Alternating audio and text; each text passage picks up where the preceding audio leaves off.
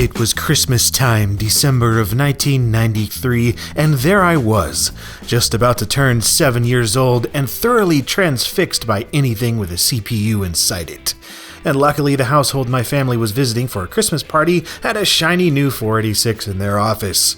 The guy who owned the computer was browsing and showing off the latest games he'd downloaded from a local BBS, like Halloween Harry and other platformers. Then something happened that changed my entire perception of video games. I saw this. I specifically remember him opening the door, shooting things until they collapsed in a bloody heap, and looking around at the green vats of slime, all in an environment that felt entirely believable. It was textured, it had lighting, it was 3D, and just then my dad walked into the room, saw the gory carnage, and thought, maybe this game isn't made for little kids. The dude on the computer apologized, shut it down, and let me play Commander Keen 4 instead. And while I was notably impressed by that as well, I never forgot that other game with the green vats of slime, the guns, the demons, that feeling of doom. I thought about it every so often for years. Those images burned into my brain. It was not until many years later, in the days of peer-to-peer file sharing services like Napster and Morpheus, that I finally got to play it for myself. I found some shady executable for Doom 95, and those memories came flooding back as I played through E1M1 for the first time. Yeah, I'd played games like Unreal and Thief at that point, but Doom? It was still able to get its hooks into me with no problem at all. The shooting, the music, the level design, the way enemies consistently surprised me, it felt shockingly fresh, even though the game was 8 years old at that point. And now, with it approaching 23 years old and a new Doom looming on the horizon, it's finally time to discuss the one and only Doom here on LGR. And yes, sometime later I repented of my file-sharing sins. Here's my personal copy of the game, which came in this slim cardboard sleeve directly from id Software. Now, originally Doom was a shareware game, meaning that there was a sizable chunk of it made available for free, including the level I saw as a 7-year-old. If you wanted the whole thing, and who didn't, you couldn't just go to a computer store and buy it. You had to order it by phone or by mail, and when you did, they'd send you this package. That's why there's no barcode or anything like that on here. It was never officially sold in stores, at least not in the USA. You just got this little box, the game on some floppy disks, and a stapled together manual, which is of surprisingly decent quality. However, that's not to say that Doom was never ever sold in American stores. For one thing, the shareware version got all sorts of retail releases, including this one that was bundled alongside GT Software distributed games like Wolfenstein 3D. The box looks a little more substantial than the official full version release, but it's still just a shareware episode that you could download for free. It wasn't until 1995, with the release of The Ultimate Doom, that store shelves were graced with the full version's presence. The box art may not be as impressive as the others, but it included all the original episodes, plus an additional 4th episode, and the latest patches, which made it an attractive option for old and new players alike. There were also a slew of third-party add-on packs for Doom, like the omnipresent D-Zone series of packs, which added all sorts of maps and custom content. Also worth mentioning for collectors is the Doom Collector's Edition, released in 2001. This has some pretty metal box art and includes Final Doom, Ultimate Doom, and the sequel, Doom 2. But yeah, for the rest of the video, I'll just be taking a look at Doom and the Ultimate Doom, because they make me moist, and I'll probably explode if I don't play them again soon. Doom begins with this fantastic splash screen and some appropriate mood-setting MIDI music by the magnificent maestro Bobby Prince.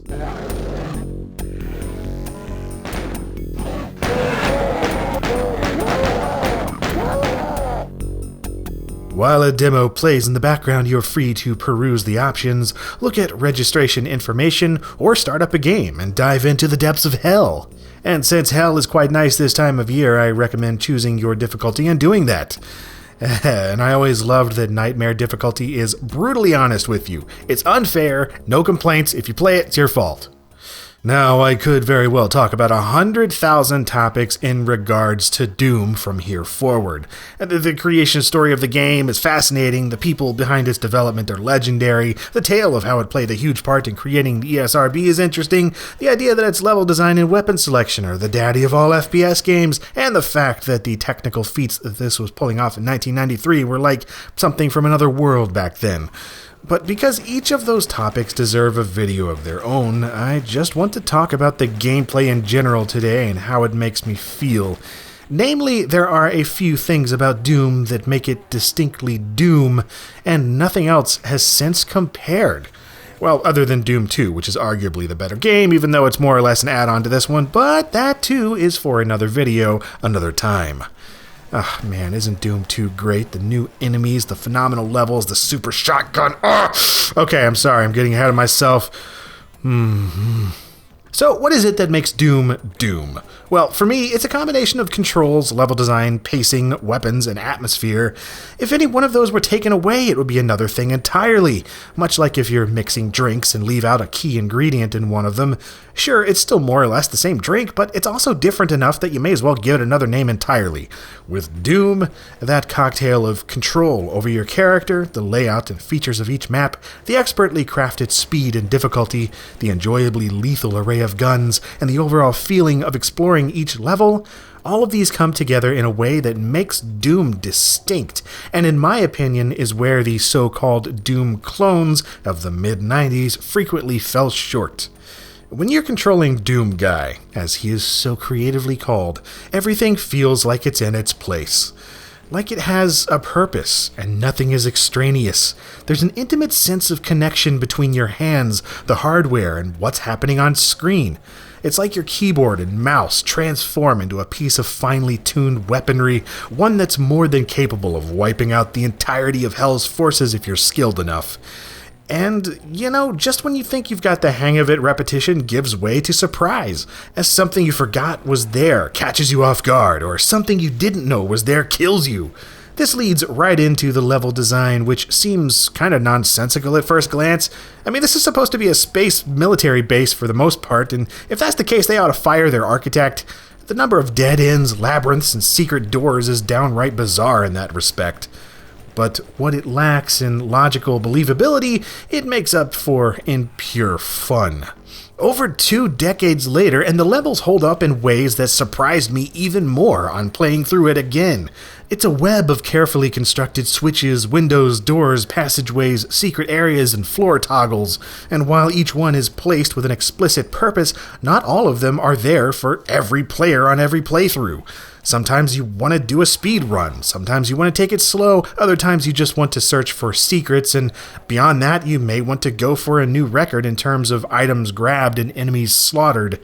100%ing the game is something I've never done, but the manner in which these levels are constructed makes me long to pull it off someday.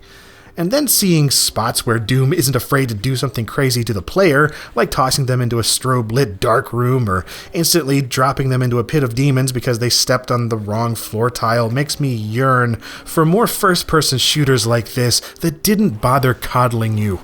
Speaking of which, the pacing of the game keeps you on edge throughout the entire campaign. From E1M1 onward, you're greeted with a game that's simple to control, yet wickedly fast and unafraid to dole out the pain.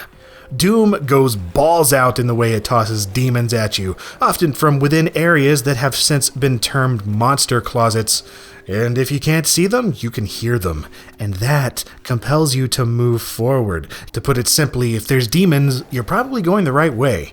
And each enemy is designed in such a way that directly counters the moves and weapons you've gained thus far.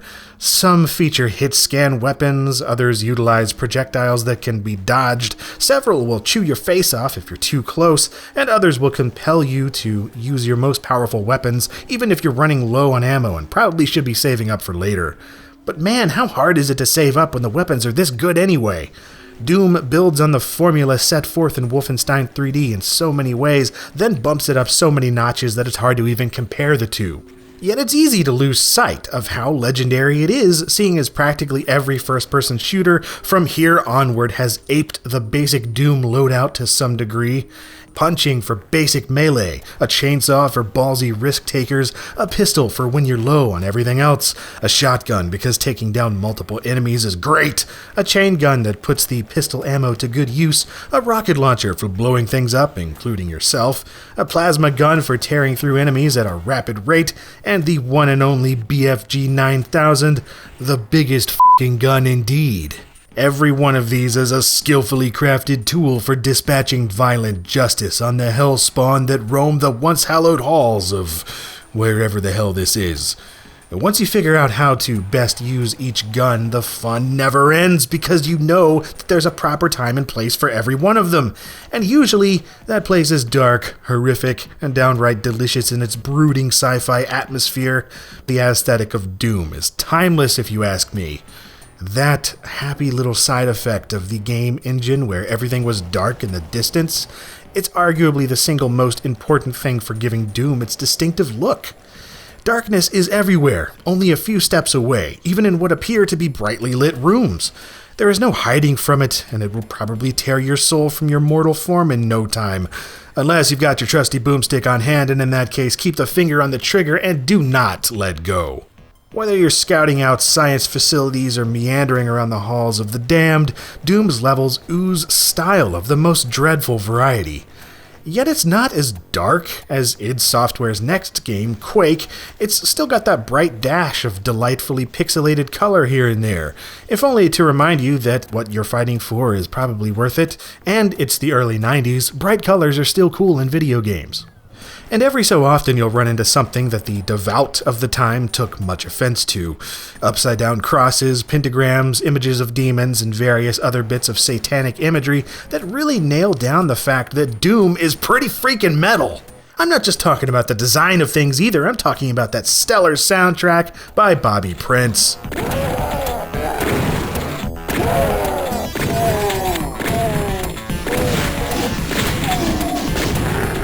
Sure, much of it mimics the songs of Metallica, Pantera, Slayer, and Judas Priest, but I say bring it on!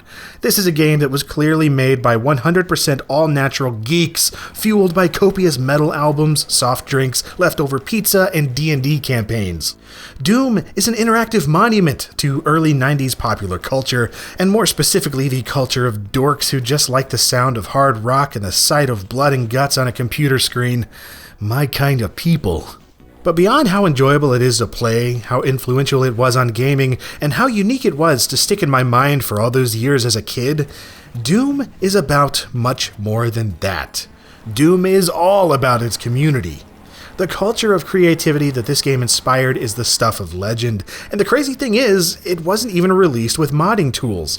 Yet immediately after release of the shareware episode, players of the game got to work on creating utilities that allowed users to mod the game into practically whatever they wanted. Chances are, if you've given much of your time to Doom at all, you've given some time to trying out or making your own custom WAD. Simpsons Doom, Star Wars Doom, Back to Saturn X, Killed Barney, on and on and on, and to this day there are still tons of them being made. Not only that, but source ports, total conversions, and modding overhauls have transformed Doom into things that are absolutely mind-blowing. Not to mention met with mainstream success. Who hasn't heard of Brutal Doom at this point, you know? And it's not just the excellent single player that got so many people modding the game either, it was the included multiplayer modes. These not only let several players go through the entire campaign cooperatively, but they could also compete in what the game called Deathmatch. Yep, you've got Doom to thank for cementing the popularity of this mode that is still incredibly popular in multiplayer shooters to this day. It's a testament to Doom's original gameplay that got people that enthusiastic about it, so much so that their enthusiasm turned into a rich creative outlet. And seeing as that outlet has turned many a modder into a professional game developer, the influence Doom has had is, well, it's hard to fathom. And that's why I have to talk about it, and will be talking about it for years in the future. However Doom 2016 turns out, well, frankly, I don't care. I'll play it, I hope I enjoy it, but either way, it doesn't change how I'll feel about all I've just said in this video. Regardless of where Doom's legacy ends up in Bethesda's hands, it's the original Doom games that still have my heart. Or more aptly, my soul.